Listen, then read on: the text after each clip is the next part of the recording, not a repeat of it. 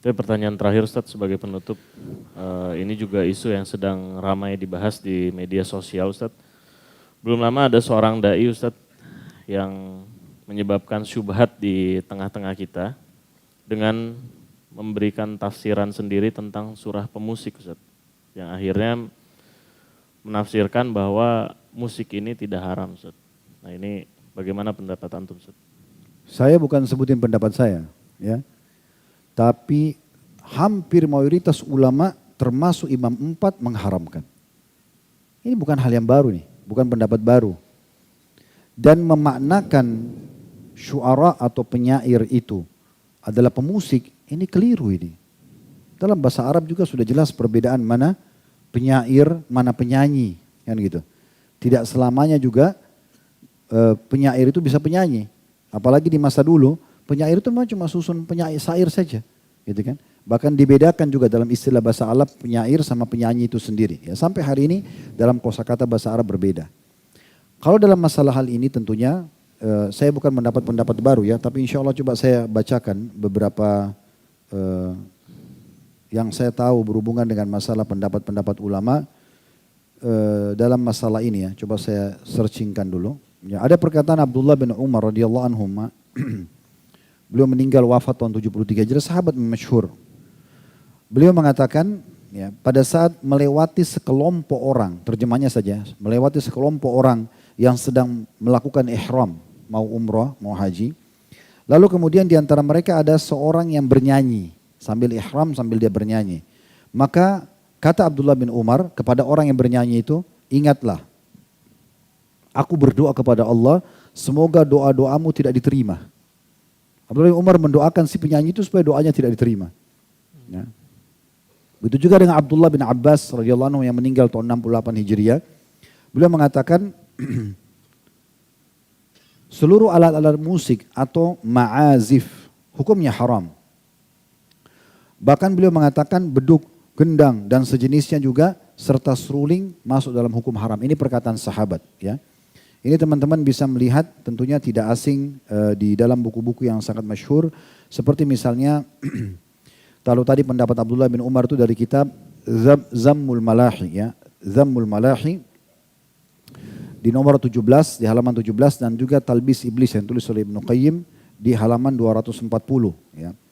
Kemudian juga kalau yang tadi Abdullah bin Abbas radhiyallahu anhuma yang mengatakan haram alat-alat musik atau ma'azif itu diriwayatkan oleh Al-Baihaqi dalam sunan beliau serta juga disahihkan oleh para ulama. Ya. Begitu juga dinukil pendapat-pendapat para ulama-ulama yang masyhur dari Imam 4 pun sama. Pendapat-pendapat mereka mungkin ini kalau saya ingin bahas cukup panjang tapi teman-teman bisa nanti melihat ya. Tapi kita coba mulai dulu dari kalau dari generasi setelah sahabat ada Umar bin Abdul Aziz yang beliau wafat tahun 101 Hijriah ya. Beliau jadi khalifah waktu itu tahun 99 selama 2 tahun sampai 101. Beliau mengatakan pada saat menulis surat kepada guru anaknya. Guru anaknya. Beliau mengatakan kepada guru anaknya, hendaklah yang pertama kali engkau tanamkan keyakinan pada anak-anakku dari akhlakmu adalah membenci alat-alat musik. Adik Umar bin Aziz berkata kepada guru anak-anaknya, yang paling pertama kalau saya kepada anakku, kau harus tunjukkan kalau kau benci musik itu. Ya. Yang pertama, sesuatu yang dimulai dari syaitan dan akibatnya ialah mendapatkan kemurkaan dari Allah yang Maha Pengasih. Karena sungguhnya telah sampai kepadaku dari para ulama yang terpercaya bahwa menghadir alat-alat musik dan mendengarkan nyanyian serta menyukainya akan menumbuhkan kemunafikan dalam hati. Ini perkataan Umar bin Abdul Aziz tahun 101 Hijriah meninggalnya. Kita sekarang 1445 Hijriah. Ini masih generasi awal ya. Beliau mengatakan karena nyanyian serta menyukainya akan menumbuhkan kemunafikan dalam hati. Sebagaimana air menumbuhkan rumputan. Demi Allah sungguhnya menjaga hal itu dengan tidak mendatangi tempat-tempat tersebut lebih mudah bagi orang-orang yang berakal daripada bercokolnya kemunafikan dalam hati. Kalau kita kembali juga mereview keadaan Nabi SAW, tiba-tiba saya teringat salah satu yang pernah saya temukan dalam buku-buku sirah yang unik ini sebelum Nabi SAW dinobatkan jadi Nabi ya. Waktu beliau masih mengembala domba, salah satu yang ditulis oleh ulama sirah itu Nabi SAW diselamatkan dari segala macam pelanggaran agama, diantaranya mendengarkan musik dan menonton para penyanyi. Itu disebutkan dalam buku-buku sirah. Satu waktu disebutkan dalam buku-buku sirah itu beliau pernah mendengarkan dari teman-temannya pengembala-pengembala. Nabi itu mengembala domba dari umur 8 tahun sampai umur 21 tahun. Jadi 13 tahun beliau mengembala domba. Tapi nggak disebutkan di umur keberapa, di tahun keberapa ini beliau, riwayat ini cuma dikatakan salah satu riwayat pernah beliau dengar dari teman-teman pengembalanya yang lain waktu kumpul, waktu beliau mau pulang sore hari mengembalikan domba-domba. Mereka menceritakan semalam itu ada acara perkawinan dan ada penyanyi, musik begini dan begitu. Sampai Nabi SAW tertarik mendengarkan cerita itu.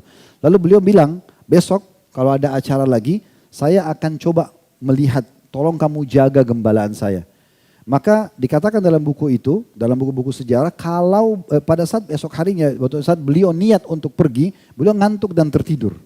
Dan itu terjadi sampai beberapa hari. Akhirnya beliau tidak jadi menonton dan menyaksikan hal tersebut. Ya, itu poin-poin yang sangat jelas gitu ya. Begitu juga banyak sekali ya dinukil perkataan-perkataan dari para ulama salaf, diantaranya Ibnu Taimiyah rahimahullah. Beliau wafat tahun 728 Hijriah. Beliau mengatakan 4 imam mazhab berpendapat bahwa semua alat musik adalah haram. Telah ada hadis Nabi SAW yang diriwayatkan oleh Al-Bukhari dan ulama lainnya, bahwasanya Nabi SAW mengabarkan akan adanya orang-orang dari umatnya yang menghalalkan zina, sutra, minum khamar dan alat-alat musik, serta akan diubah menjadi kera dan babi. Al-ma'azif, kata beliau, adalah alat-alat musik sebagaimana disebutkan oleh para pakar bahasa Arab. Bentuk jamaknya adalah ma'zifa, ya. Yaitu alat yang dibunyikan, dan tidak ada perselisihan sedikit pun dari pengikut para imam tentang haramnya hal tersebut. Ya, itu dinukil dari buku beliau Majmu' Fatawa ya, di jilid 9 halaman 576 dan sekian banyak tentunya. Kalau kita ingin nukil ini banyak sekali pendapat ulama berhubungan dengan masalah, antum tinggal ketik saja tentang pendapat ulama berhubungan dengan masalah musik. Ya. Tapi setelah kita jelaskan hukum-hukum seperti ini teman-teman sekalian, setiap orang bisa saja berbicara. Kita tidak akan pernah di majelis kita menyalahkan siapapun. Kalau ada pendapat, karena ini ditanyakan tadi ya, kalau ada pendapat yang mengatakan begitu dan dia siap bertanggung jawab dengan Allah, itu hak dia. Silakan saja. Tapi kita juga punya hak untuk menjelaskan apa yang kita ketahui. Sebagaimana juga cukup banyak selalu dikatakan, oh majelis salaf, majelis wahabi itu tidak sukain dan itu. Kan ini pendapat. Dia berpendapat, silakan kita juga berpendapat, gitu kan?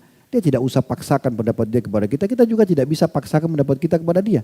Tapi kita harus saling menghormati di sini. Yang penting siap bertanggung jawab di hadapan Allah Subhanahu wa taala. Tapi insya Allah hukum ini tidak asing, antum bisa searching di Google, cukup banyak tulisan artikel-artikel, ceramah-ceramah para ulama menjelaskan masalah ini. Dan ini bukan dari saya pribadi, karena ini hukum ini sudah sangat lama ya.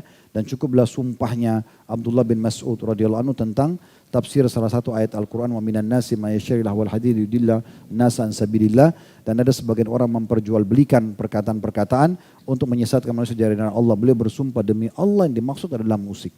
Beliau bersumpah begitu. Dalam sebuah asar dinukil oleh Ibnu Qayyim rahimahullah dalam buku beliau Hadil Arwah ya. Beliau mengatakan salah satu statement yang ini asar ya. Pernah ada orang-orang dari Irak datang bertemu dengan Ummul Mukminin Aisyah radhiyallahu anha. Lalu mereka menanyakan tentang masalah gempa. Wahai Ummul Mukminin, ada gak informasi dari Rasulullah SAW tentang gempa? Lalu beliau mengatakan, ada. Bila orang-orang sudah menghalalkan khamar, zina, dan para penyanyi-penyanyi sudah tampil, maka Allah akan murka di atas langit sana. Kemudian Allah perintahkan bumi untuk menggoncangkan dirinya. Terjadi gempa. Itu perkataan Ummul Mukminin Aisyah radhiyallahu anha. Ini sudah kita bedah di buku Ibnu Qayyim rahimahullah. Jadi dan kalau mereka tinggalkan kata Aisyah radhiyallahu anha, maka Allah akan suruh bumi untuk tentram kembali. Berarti kan ada masalahnya di situ. Dan dalam hadis tadi yang sudah kita sebutkan digabungkan antara khamar, kemudian judi, khamar, kemudian perzinahan dan juga masalah musik. Dan subhanallah ini seperti bersaudara ini ya. Di majelis ilmu itu insya Allah kalau yang benar tidak akan ada musik untuk mendengarkan. Tapi kalau di tempat musik itu sangat dekat itu dengan perzinahan, dengan khamr, kayak diskotik, kayak karaoke itu kayak bersaudara. Ya. Kalau di sini itu Al-Quran, hadis, ilmu itu beda. Itu memang satu kayak fitrahnya itu sudah sejalan. Oleh karena itu saran kami lebih baik tentunya tinggalkan. Dan hati-hati bagi setiap dai kalau mau berbicara dia kontrol, dia pelajari dulu. ya kemudian setelah memastikan hukum baru dijelaskan. Apalagi kalau memang punya masa, orang didengar, ini berbahaya sekali karena akan menjadi sebuah bola liar yang akan kemana-mana. Bisa mendapat pahala kalau itu benar, kalau dia salah ini bisa berbahaya buat dia. Allahu a'lam.